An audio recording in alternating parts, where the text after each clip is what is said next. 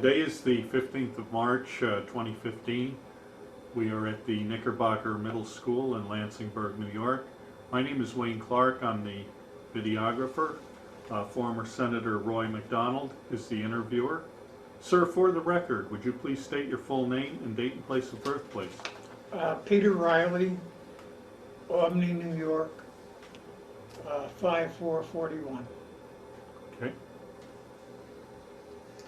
Well, first of all, thank you, Peter, for being our guest and being interviewed. You were in the United States Marine Corps in Vietnam, and we're really interested to hear that. And maybe you could tell us the years you were there, your MOS, and maybe some of the assignments you had when you were there. Well, my MOS was 0311, rifleman. I was a squad leader most of the time. Basically, when we got to Vietnam, we were offloaded, and then we went up to Da Nang, and we took over perimeter for a while, about 10 days. Well, were you in a specific unit in Vietnam? India Company 39. And that was the 3rd Marine Division? 3rd Marine Division. And so we were there about 10 days or so, and then they moved us out into what they called at the time TAR, Tactical Area Responsibility. And that would be roughly over maybe the size of 2 or 3 counties. Usually it would be a river somewhere along that would keep you in another platoon or another battalion separated. And we worked a lot of day and night patrols. My squad had a lot of night patrols. We had operations like Georgia, Hastings, different names like that. That was the name of the operation that you were attached to? Yeah. They'd be like the name ones.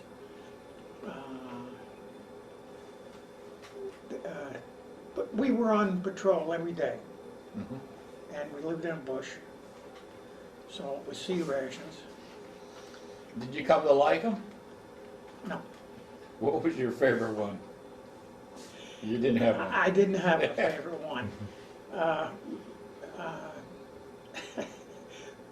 Spiced beef with gravy, I think, was the closest. And they had a thing called meatball and beans. Yeah.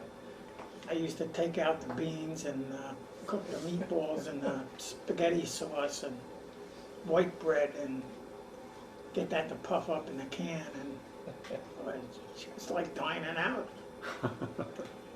It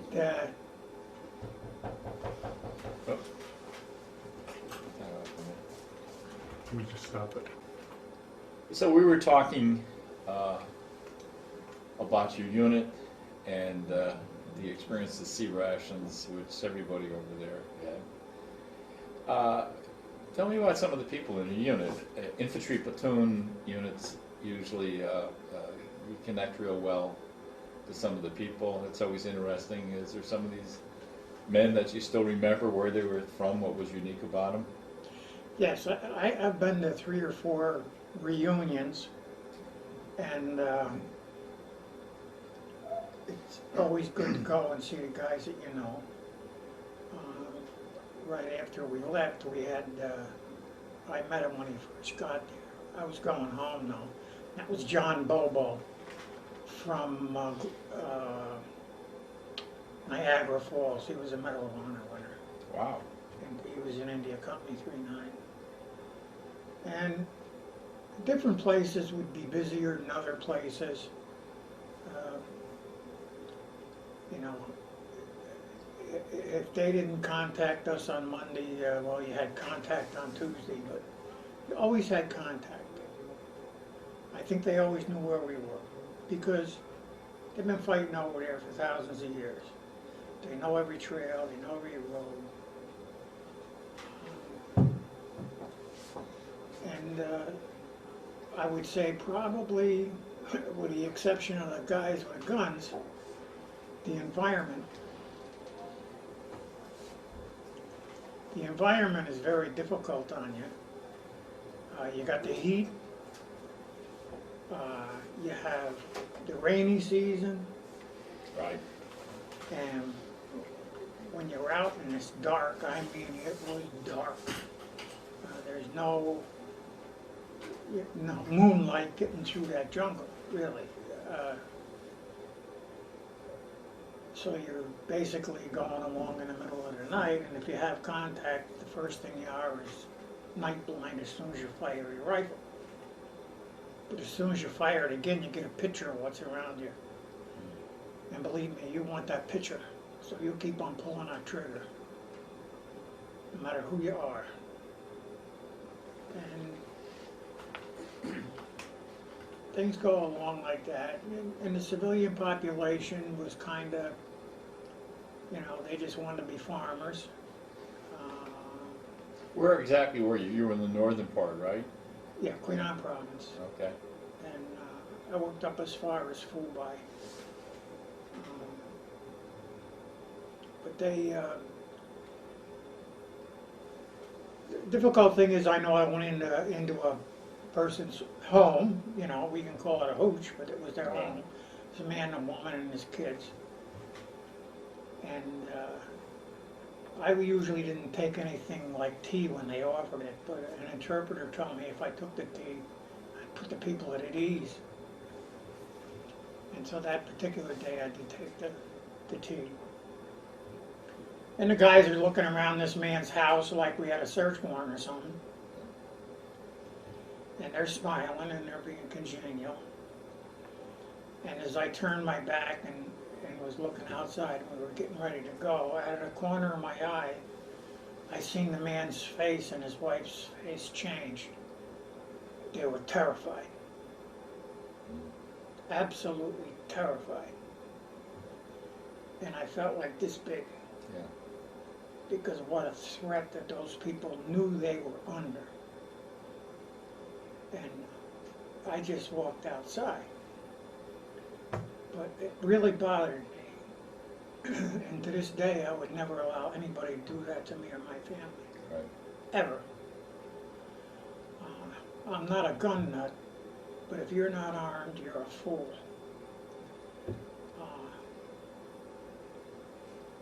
But anyway, different instances we had.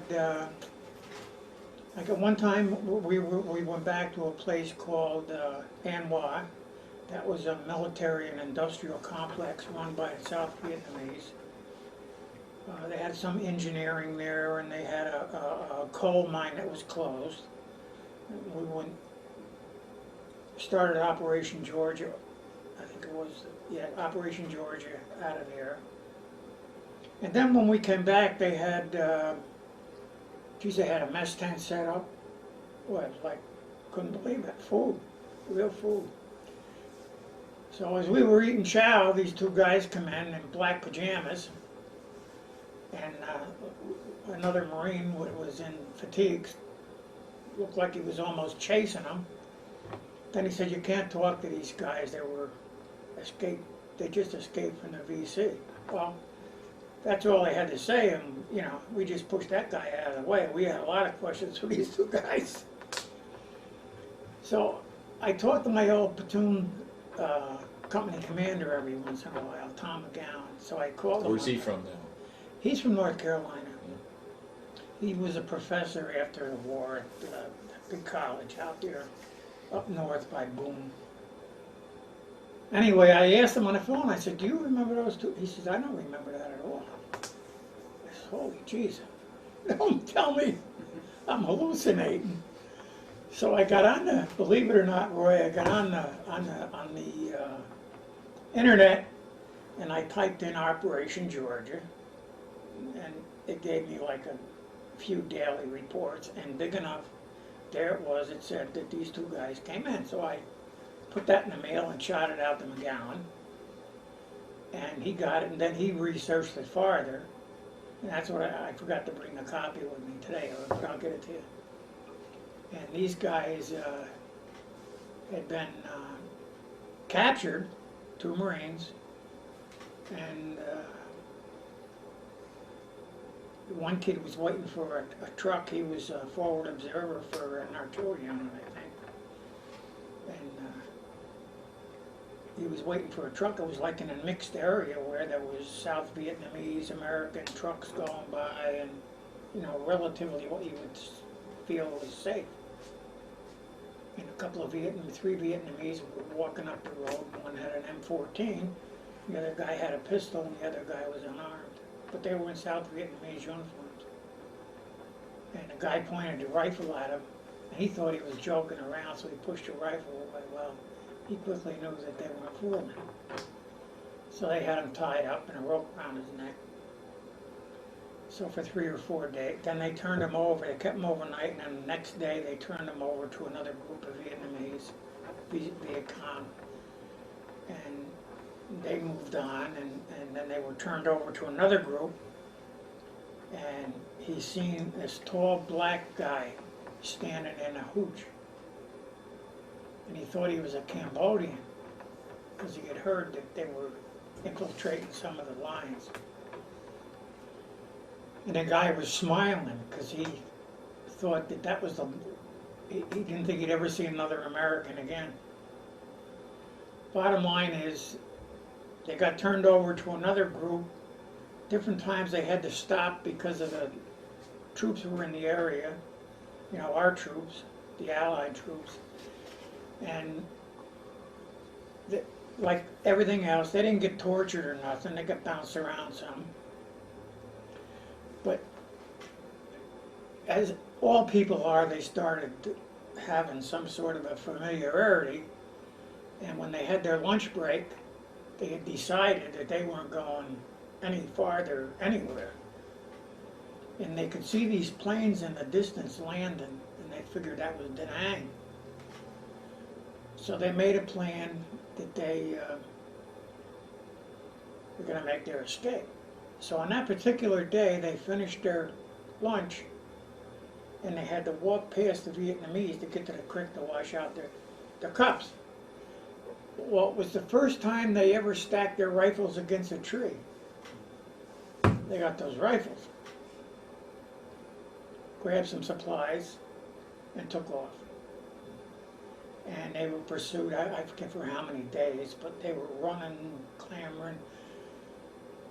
One of the guys said to me, it was said to all of us, had him surrounded like, he said, the last 2 villages we came through, he said, we were just running. Now the one guy, when they were in there, in the mess tent with us, their feet were all bandaged up. Because first they had him, I guess, with no shoes at all, then they gave him the Viet Cong showers, Ho Chi Minh sandals. And one kid, his toenails and everything fell right off of him, you know, the jungle rot and everything, which everybody had that. And so from there they were, you know, sent to Saigon, and they were interviewed down there. But that was probably one of the things, and there's so many little different things that happened. Let me ask you, what was your reaction the first time you were under fire? Somebody shooting at you? Well, the first time you get shot at, it's a surprise. And you got to shoot back. And the one thing I always look for when I get anybody new in is to make sure that they shot their rifle. Believe me. Because they're taught all the safety stuff in the Marine Corps. It's like safety, safety, safety. And when you get shot at, you got to return the fire. And they talk about, you know, fire supremacy. Well, I can tell you in my platoon, if one guy shot at, they fired 1 round at me, I fired 100 back. It's simple as that. And anything that I could have had, I threw at them. So it was just like that. And we'd go through the villages, and sometimes you'd run into people, sometimes you'd find things, and that was the tactic of the time. It was search and destroy missions. Right. And How long did you do that for, Pete? 13 months. 13 months? You were in the field the whole time? I returned to Da Nang once after I got there, initially for about 2 weeks. Yeah. And that was during what they called the I didn't know it at the time, but they called it the trouble times. They had Saigon removed this general from the I Corps, from the First Corps area, Queen Anne Province. And Was he this was an American or Vietnamese? No, Vietnamese Yeah. general. And he was like a guy like Nelson Rockefeller, but he was a general.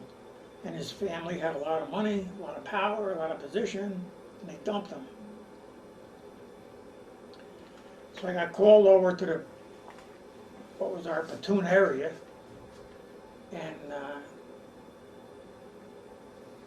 they sat me down there. I thought I was going to get, a patrol order for that night. And they told me the story about this guy getting canned, and he said there's a group of civilians, religious, military, some armed, and they're coming our way and probably try to get through our area to go to the I Corps headquarters, where they were going to protest. And you can't let them pass through your area. So I said, all right. I said, tell them to stop, and they don't stop. What do we do? Take them under fire? They said, you don't let them go by. I said, well, if they shoot at me, I'm going to shoot back. They said, you do not let them go by. That's when I first realized that war is politics. They didn't have the guts to tell me they were going to let a Sergeant E5 make the decision in the field. So I went back and I told the guys in the squad, I said, we're going up there where we got the gun set up, and we had a little tree across the road or something. I said, we're going to put another one farther down. So if anybody comes, we're going to give them the warning shot, tell them to stop. If they don't stop, we're going to take them under fire before they take us under fire, we're going to take them under fire. And the most important thing that happened that day is they did not come my way. They went another way. I was glad about that, because I would have killed everything on that road. And I don't know if I could have lived with that, but... Did you ever have any injuries or anything? Wounds? Illnesses? Yeah, well, I had jungle rot. I think everybody had that. One time they thought I had malaria, and geez, I was staggering. I was eating them aspirins that the Navy had, the corpsmen had. APC tablets, I think they called them. And that was when we went back to Da Nang. Geez, I was staggering, so the corpsman sent me over to the Da Nang East Hospital.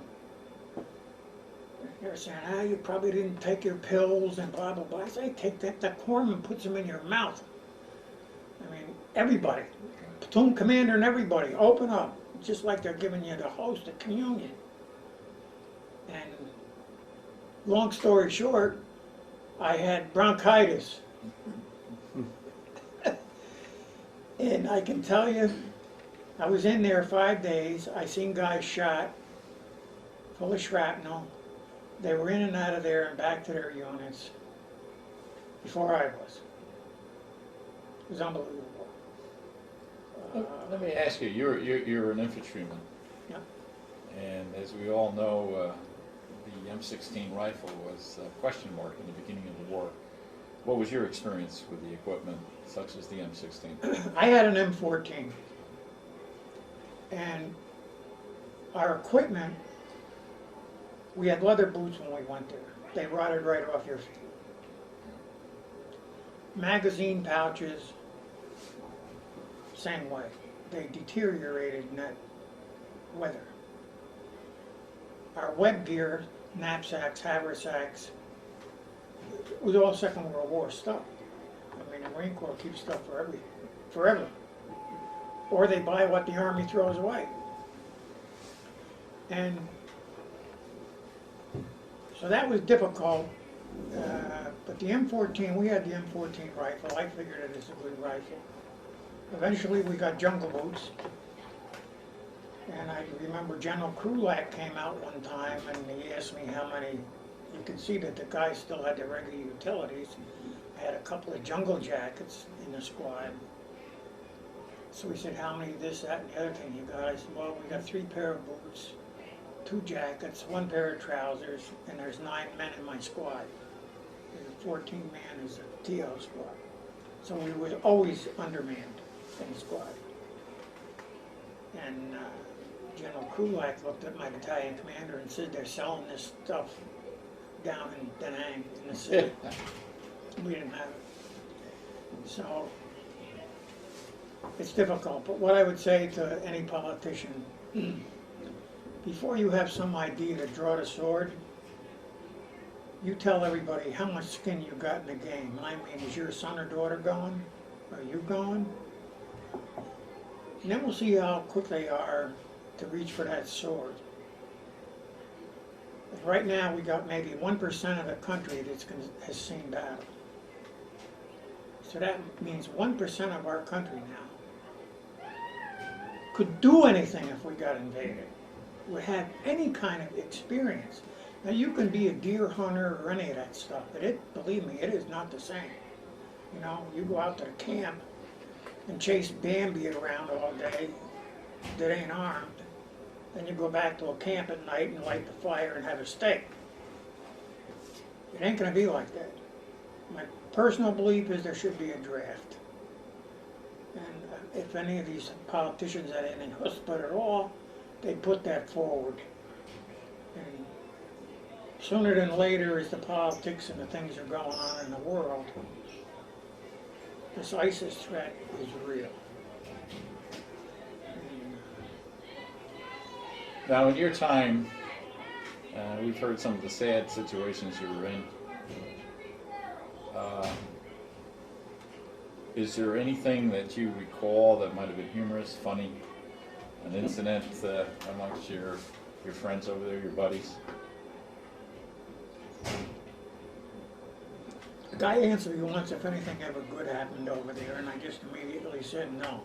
Now, I don't mean guys who got better and came back and like that.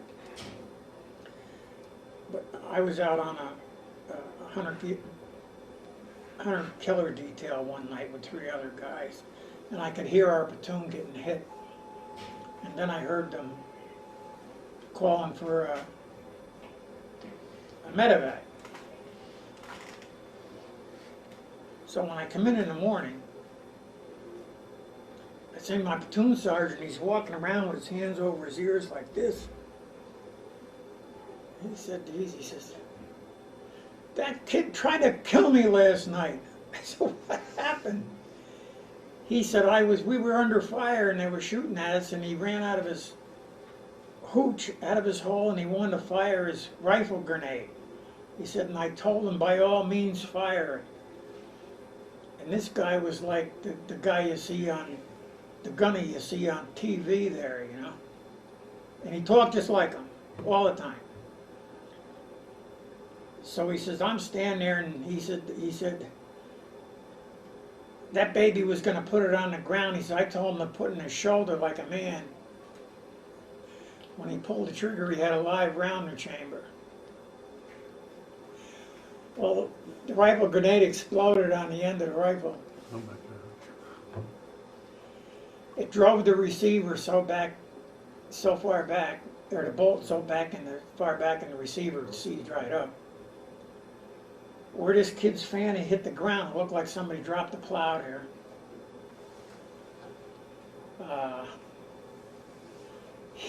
When he came back, because he was, you know, he was a pretty good trooper. I had him in my squad different times.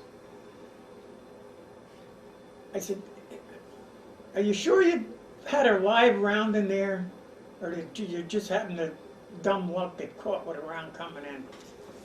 He said, nah, Ryle. He says, I know I didn't put that cartridge in there. Well, he had a tattoo on his shoulder, you know, the bulldog and USMC on it. Took the face right out of that dog. So, I always figured that it's funny. Sergeant Bolin didn't think it was funny.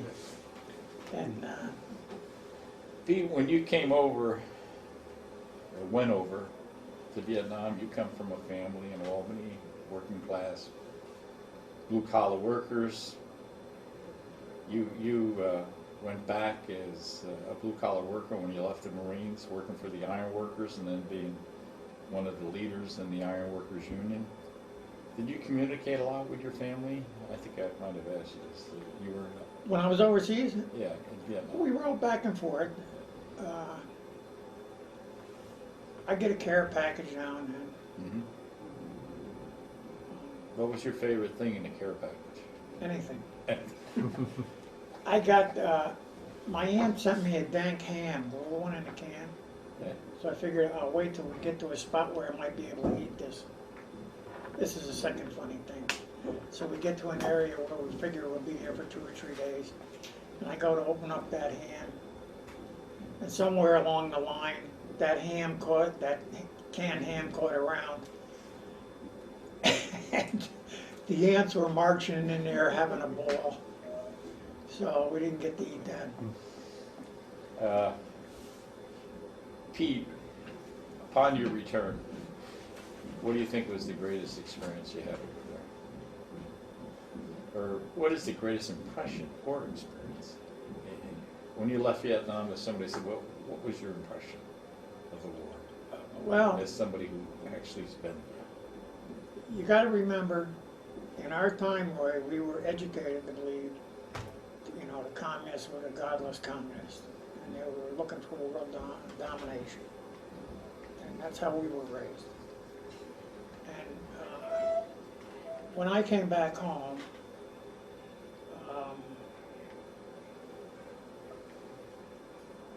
I would say I knew that we would take a hill and then give it back. We would move into an area and go to another area, and the VC would move back in. It's that you couldn't have a front.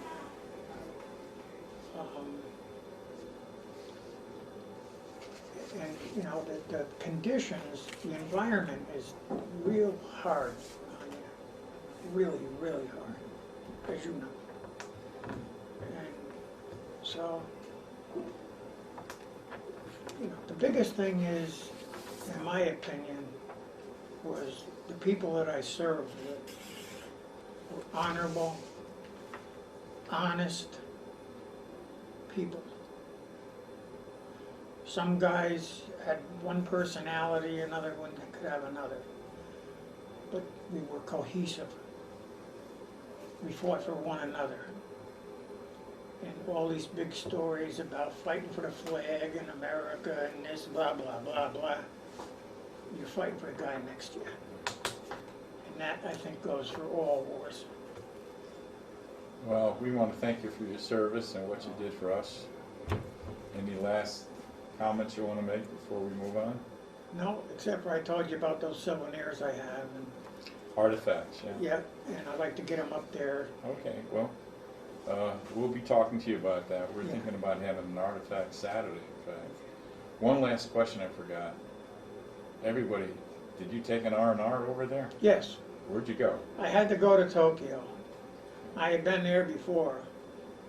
So I went to Tokyo and I stayed in Aichi Hotel or something like that. It was a big hotel. Can we use the name Riley over there, or has it been? Oh, you can use Okay. it. I wound up going to this bar every night, Really? and I used to write down my name and what hotel I was in and put the cab money in there. And just in case. I know the first night when we got there, we had to wear, you know, we had to buy clothes, civilian clothes. It was in cold weather. So I bought a jacket, a sweater, and a pair of slacks. And they brought us into, well, that was at the Army PX, Camp Zama, the Army base. And then when I got there, it was like 3 or 4 o'clock in the morning, you know. And I was really all rejected because I figured I was going to go out and have a couple of beers anyway, and all the bars were closed. So then I'm sitting there despondent on the edge of the bed.